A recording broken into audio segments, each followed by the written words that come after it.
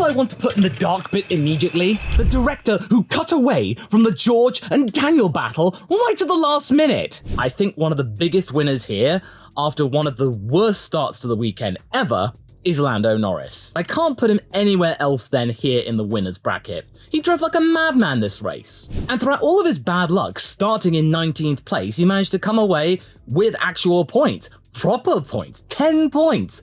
That's amazing.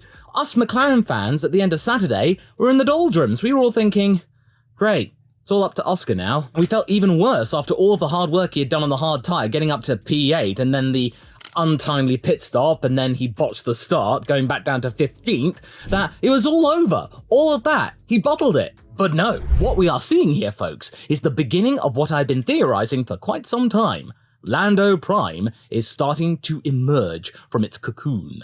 As we have seen, yes, Lando still gets upset and he beats himself up, but now he is able to pick himself up a lot quicker than he used to. That Austin performance was only a taster of what we can expect. He had the front end battle that showed his potential. Now he's been able to come back from the doldrums into a very good position. This is probably one of his best race performances ever, and it was for 5th place. And to top it all off, those two overtakes on Daniel Ricciardo and George Russell, doing it in places which really should not have been expectant as overtaking places, especially the McLaren. It was in the low speed section.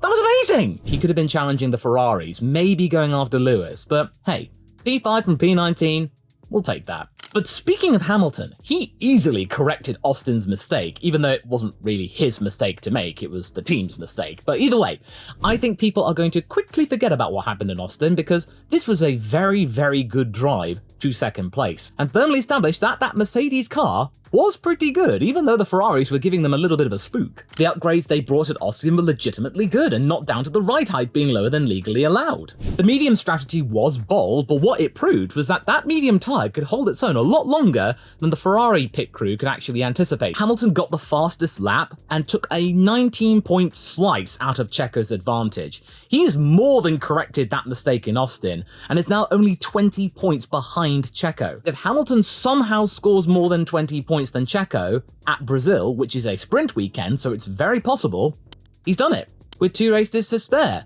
Get ahead of Sergio Perez. And no one's quite sure what's going on and what his future's going to be, but that's a major scalp with many races to go. Did you see that cooldown room moment when Leclerc got overtaken by Hamilton? He went on the grass and Max turns to Lewis and he's got an O face on. He's having a great time, and then Leclerc was just like, whoa. He had to sit down after that. So it's quite clearly proving that Lewis has still got it, and Max is very impressed. Unlike the move he tried on Piastri at Monza, it worked. 2 Australian drivers in the top 10. I bet you Aussies are having a great time now because nobody expected Daniel to be this good. But then again, we should have, because this is one of his best tracks, as people in the comments have suggested. In fact, one of his best performances last year for McLaren was at the Mexican Grand Prix. Daniel was on it. He is now blown away all of the critics, and I will swallow my own pride here and go like, okay, he's good. He's got it. He's managed to figure out through all of the time he had at McLaren what exactly he needs to be able to be good in a car. It's corner entry. If he can turn into a corner with his braking abilities, ideally, all the time, it doesn't matter if the car is slower than the other cars, he can feel good upon entry and exit. And that's what a driver wants, a car that will turn when he wants it to. This will very much help AlphaTauri's cause for getting P7 in the Constructors, where we all thought that they were going to be getting the wooden spoon. Nope. Now that accolade is between Haas and Alfa Romeo, although technically they are tied with Alfa, but thanks to Daniel Ricciardo's P7, they now have on countback P8. And that qualifying was amazing. Some doubters may say that Tsunoda helped him to get into Q3, but that's what teams do. When one driver's not doing so good, they help out the other driver. There you go. That's just how F1 works. But Q3, that was all on merit, and he was very close to Max, and Max having flashbacks to Marina Bay when Lawson out-qualified him. So, very close there. This is a major calling card for Daniel to go, all right, Red Bull fellas, I'm right back here. Yeah, big seat. Good. Mercedes, not as supreme as we expected, with George struggling a lot more than Lewis did, but they managed to come away with some more points and slowly pull themselves away from Ferrari in the battle for second place in the Constructors. I've noticed this trend the last few races. It's a really big juggling act between those two teams. And also, credit where credit is due here, they had much faster pit stops, 2.5 and 2.6 seconds. That is very good. They have clearly learned and prioritized. Right now, they are going to need faster pit stops because this could make all the difference in keeping second place. I want to talk about one of the rookies, Ollie Bearman. Quite clearly, this is a major calling card to everyone who watches Formula 1, not so much Formula 2, that this kid is probably a very good candidate for when Nico Hülkenberg decides to jump ship and go to Sauber. Because quite clearly, Hülkenberg has some very good potential, but I don't think he's going to find it at Haas. They saved his bacon in getting him back into Formula 1, but I don't think he's going to be that loyal to them when Sauber are desperate to have him. And Ollie Bearman could now be a viable replacement. Maybe for even both of them, depends what happens with K-Mag. But Bearman, I think in 2025 now, will be one of those drivers, because he was on it. He was only a couple of tenths behind Nico Hülkenberg, and he'd only done one session. That is very, very good, and justifying his really impressive performance in F2 in his rookie season. I'm really excited to see whether or not he could be a viable contender for the F2 championship, especially now they've got the cars which are a lot more relevant to modern Formula 1 cars. It's going to be fun. Then come on, Verstappen. That start was amazing. Everyone was thinking, oh, he's going to go to the left again. But no, he went to the right. He squeezed everybody, and we pretty much had a carbon copy of what we had at Qatar. He was on the inside. Leclerc was trying not to hit him, and then somebody on the outside, well, they came off worse. And Lewis was able to poke fun at himself, go, oh, Checo did a me in Qatar. So at least he's able to laugh it off and admit that he did it. But I mean, really not much else to say, but nice hat, Max. Looks good on you. Now, Albon. I wasn't too sure whether or not to put him on the winners list, but considering he managed to score some points at a time when Williams are looking a little bit anxious at AlphaTauri's sudden jump in performance, I think they will take a P9. It's still technically the slowest car on the grid, not by much, but it's still the slowest, in 2 points positions, whereas Haas simply can't. This is a very good statement that Albon is the guy to back at that team. They are very lucky to have him. And considering that Sargent had some bad luck as well, and he did have to retire at the end of the race, otherwise he would have been P12. It would have been another solid race for Sargent, but Albon was able to make up for it and provide something for them. Also, special shout out to Bernie Collins. She was great. On the grid walk, you know she's a big geek about F1 and would rather be chatting with the mechanics and crew rather than talking to the audience. She's genuinely a good addition to the Sky Sports crew. I like hearing when Bernie's got something to say, because I feel like she knows what she's talking about. So yeah, more grid walks with her, please. Then we go to the section. The drivers and teams which were okay, but not great, and one of those was Ferrari. Now, of course, they did a lot better than anybody, including myself, expected. Everyone thought, because of last year, they would have been nowhere, but they put it on the front row, and they were still able to keep it to the second row, third and fourth place, and managing to peg the gap between themselves and Mercedes, so it's not all too bad. And also, at the same time, considering Lando's mistake, but he managed to compensate for it, they've managed to pull away from McLaren in the battle for third, meaning that I think third place for Ferrari is pretty much certain. Only 3 races to go and just under 100 points between them. I don't think McLaren can catch up. I think Ferrari have done enough. I feel really bad for Leclerc as well. In that situation with Checo, he did nothing wrong. He did everything he could to not hit Max. He twitched, and then Checo had nowhere to go, and then boom. And he was on top of him.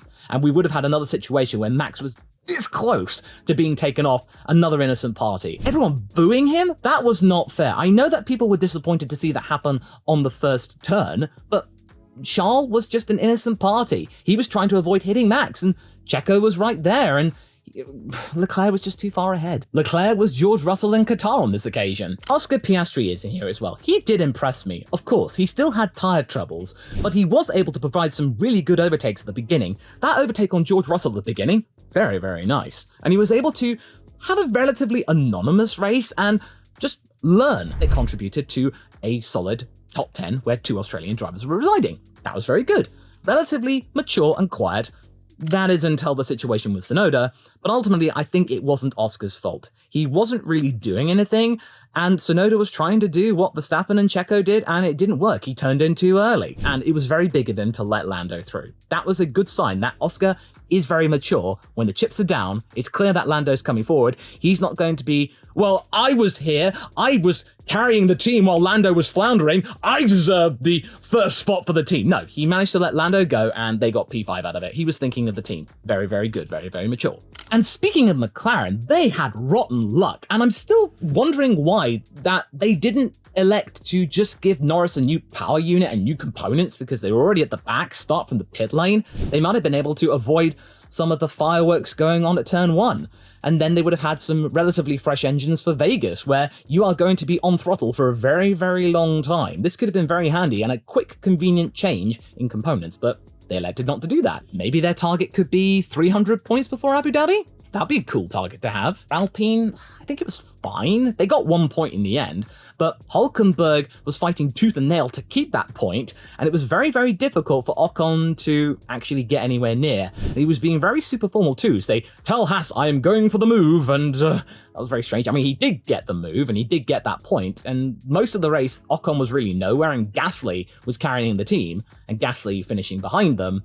But I feel like this was okay. This was fine. They managed to look not too bad, and they weren't far behind everyone else. Considering their disadvantage in the engine department, this was not bad. And speaking of Hülkenberg, come on, he tried. He almost got a point. No one really expected it. And their tyre wear issue is not as bad, Haas, but it's still got some ways to go because he was falling off right at the end. Hülkenberg, for his 200th Grand Prix, very good performance considering the car he's in. That has to be a good shout out. He's not a loser here. He managed to pull something out of it. Now we got to get to the losers, and I know what you're going to be thinking. Yes, it is Checo. I'm sorry, but no. You do not do that at your home track where everybody is expecting you to do well. Yes, of course, Max Verstappen has said that your move trying to get from 5th to 1st was amazing, but it didn't work out for you. If only you just backed off there and then, that would have been good enough for P3, and you might have been able to keep it there, or maybe even challenge Leclerc. This could have been a very viable Red Bull 1-2. The Mexican fans would have gladly taken Sergio Perez in 2nd place. It would have been an upgrade. He would have been doing better than he did the last 2 years. It would have been his best Red Bull performance at the Mexican Grand Prix ever. But no, he got greedy. He admitted that he could not give up. He heard the roar of the fans. He got really starstruck, fired up. He didn't want to let them down. And by doing that, he let them down. He let his desperation get the better of him, and it was just unfortunate. This was just not the place to do it. And these 2 races where he has the majority of his fans, he only came away with a P4, and even then it was behind the top 3, and he only got that 4th place because Hamilton got disqualified. It's really not a good look, and I don't really want to speculate about the situation, but it's really not helped considering that Ricciardo outqualified him. He got some points, and Checo didn't, and this is not what he needed. Checo was simply desperate to get a good result, something that would last in the record books and saying, wow, look at that overtake, 5th to 1st in 2 corners, go Sergio Perez! But no, he just got some airtime and a damaged side pod, and for a second there, I thought they were going to try and get him back out there again like he did at Suzuka, but no, it was too much damage. And then that same maneuver got mirrored by Yuki with Oscar. Speaking of, Yuki, you went up and down like a pogo stick. Seriously, I had no idea where to put this guy. Was he going to be a loser because he was ultimately used as a drag meal for Ricciardo? Then he was going to be a winner for making a good advantage of the AlphaTauri car being good here. Then he had a spare hard tyre to go in for the restart. He would be flying. He would have been probably up there with Ricciardo. They could have gotten some really good points here and be within sniffing distance of Williams in one race. Maybe just 2 points behind them. But no, desperation to get past Piastri was the thing that undid him. He had damage and that was his race done. He'd gone from the back to P8 and then down to near the back again.